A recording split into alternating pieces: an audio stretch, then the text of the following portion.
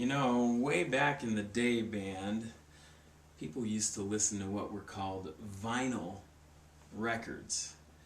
We'll talk a little bit more about vinyl records in a second here. Welcome to Wipeout lesson number 3.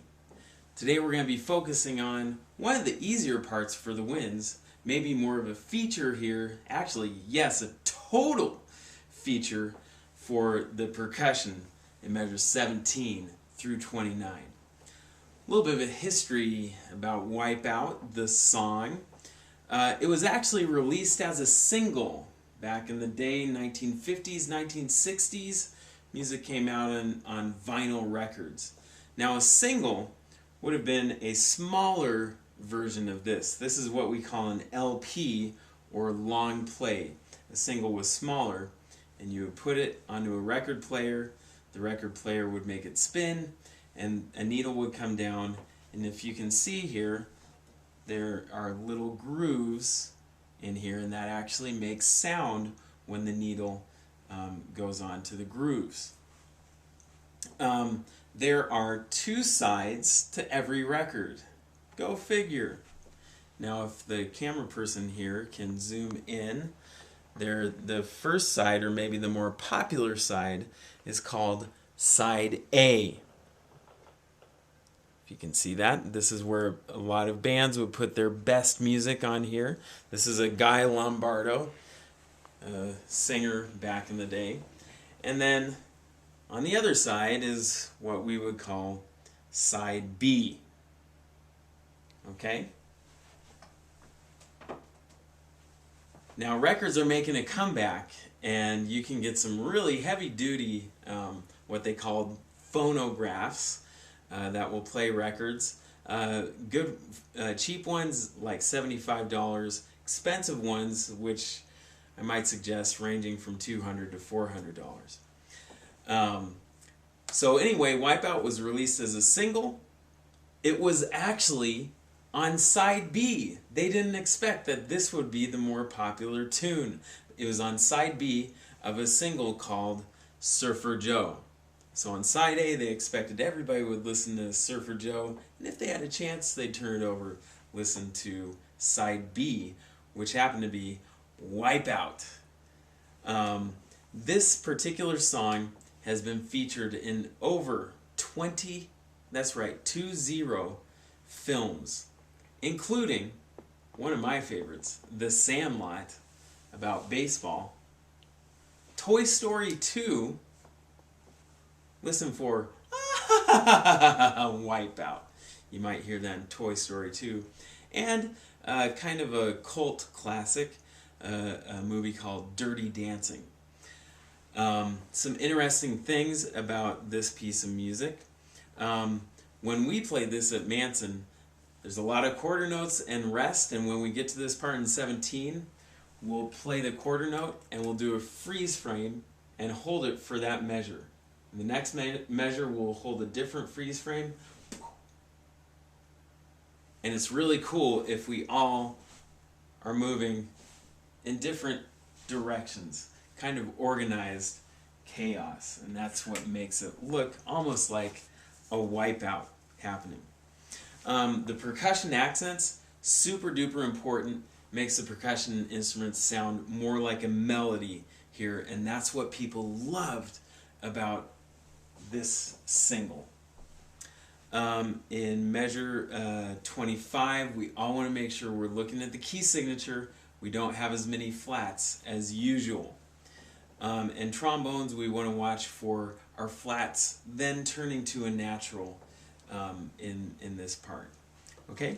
I'm not going to demonstrate all the way from 17 to 29 just because I think you'll be able to get most of this on your own. However, I am going to demonstrate the first portion of the snare part here at 17. I'll show you what I mean about those accents.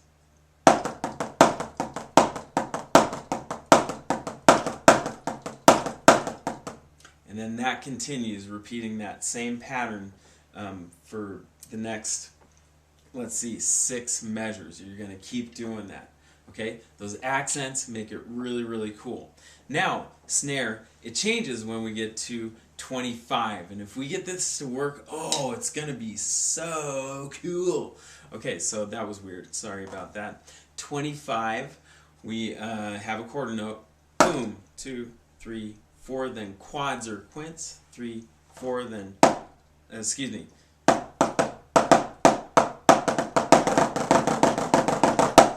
And then that takes us to 29. Let me do that rhythm one more time for you in 27.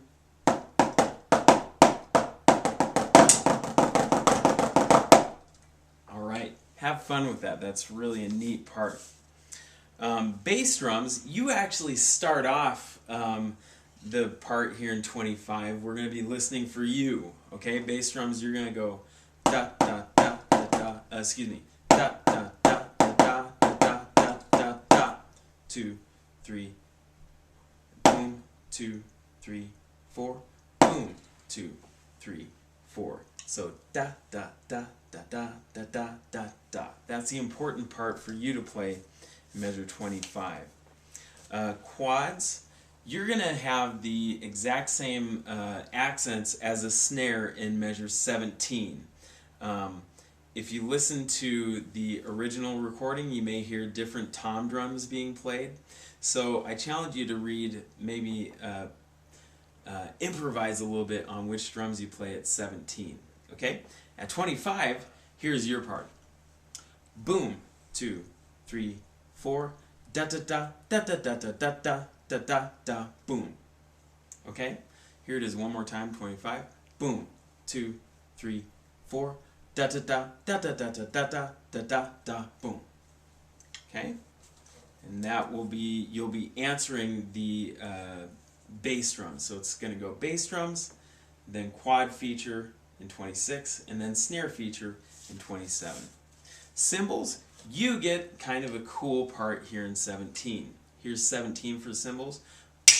2, 3, 4. 2, 3, 4. So really neat accents there for you in 17. Make sure you pay close attention to that rhythm. Okay, here is the flute part. I will do movements for this just to keep your interest. Here's 25 for the flute.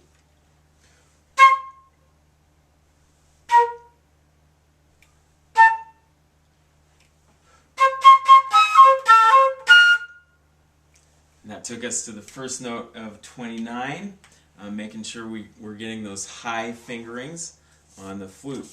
Here's the clarinet part, starting in 25. Starting with an F sharp there. Okay, 1, 2, 3, middle.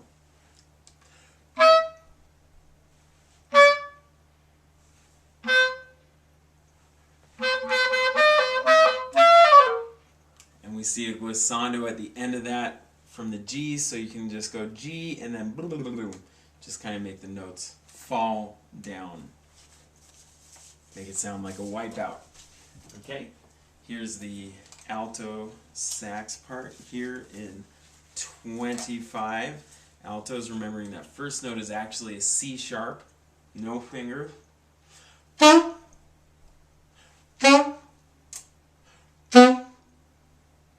And again, your part maybe not as interesting rhythmically as others, but remember, you are providing a nice harmonic foundation. Here's the tenor part, measure 25. A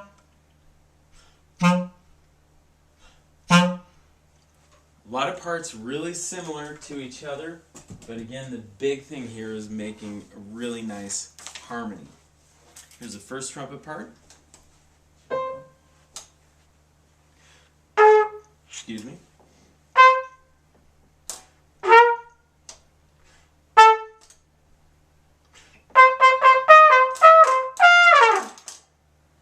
And notice that I did B natural, second finger on that, okay? And then in measure 28, we want to pay attention. The first F is F natural, and then the second F is F sharp. The last note, 29, I did a nice fall. You just kind of fall with your embouchure to create that effect. All right, here is the trombone part, measure 25. Let's make sure I got the right note there.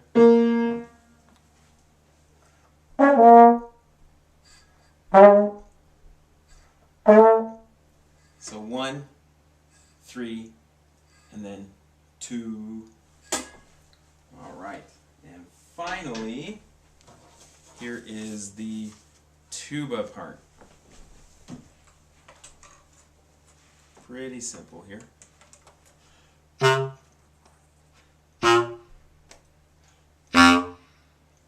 And that low note right there, super important. Please, please, please, tubas, bring that last note out. It's the foundation of the band there. All right, guys, hope you had a tubular time practicing lesson number 3. Practice those freeze frames, and it's going to be rad. See you soon for lesson 4. Hang 10.